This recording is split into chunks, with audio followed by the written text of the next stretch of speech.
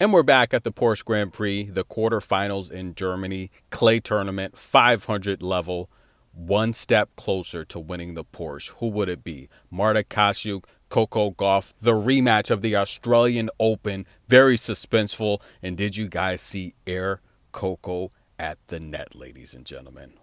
Whoa. Coco, the one with the sticker is for you. Without a sticker is for you.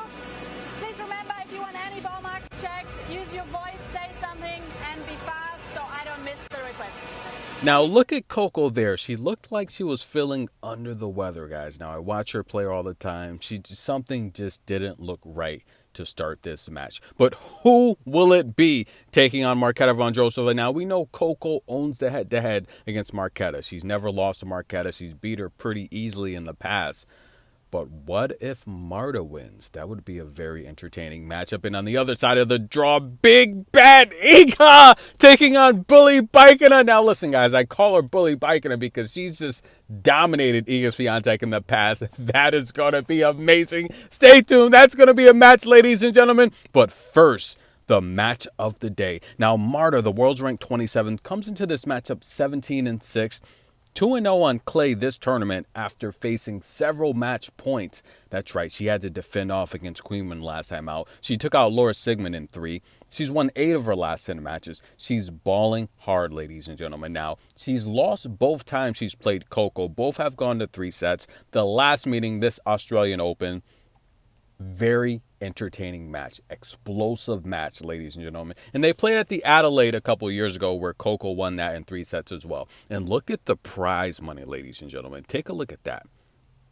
She just turned 20, already $13 million on the world tour.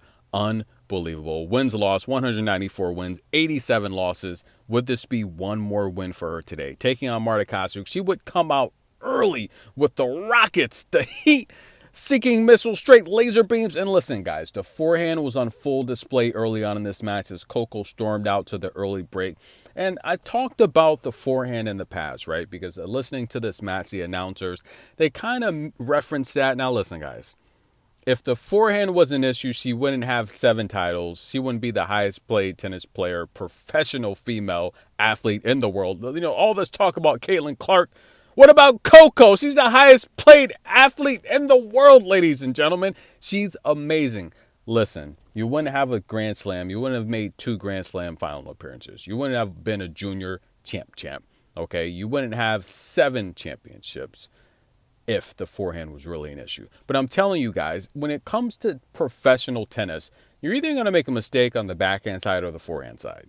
Where do you think most professional players, we'll stick to the WTA, actually all of tennis, what shot do most players make the most mistakes on? Is it the backhand, the forehand?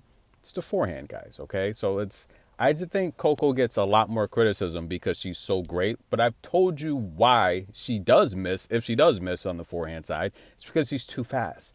She's literally running through these shots. She needs to stop, slow down, try to close out, but she's such a good defender. She's playing chess. She's already thinking 3 to 4 shots ahead of her.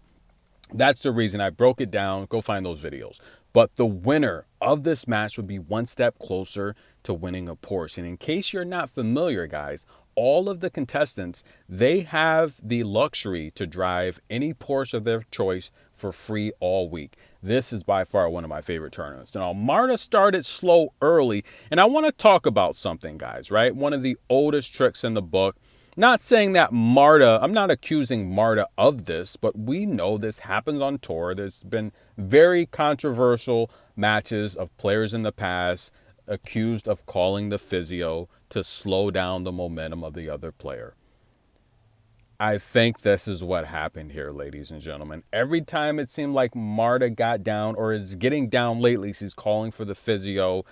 There's a lot going on in tennis nowadays. It's like look, if you're in, Venus Williams said it best, if you're truly injured, you can't play. There's a lot of calling for the physio when things aren't going players' way. And does it work? Does it slow down the momentum of the opponent? Of course it works. Tennis is about form and timing. And if you're losing, You have nothing to lose, technically, by calling for a physio, slowing things down. If you're tired, it gives you an opportunity to catch your breath. And look, in the rule book, it states specifically you cannot call for the physio to recover, right? In terms of being fatigued. That's against the rules. But how would anyone know, right?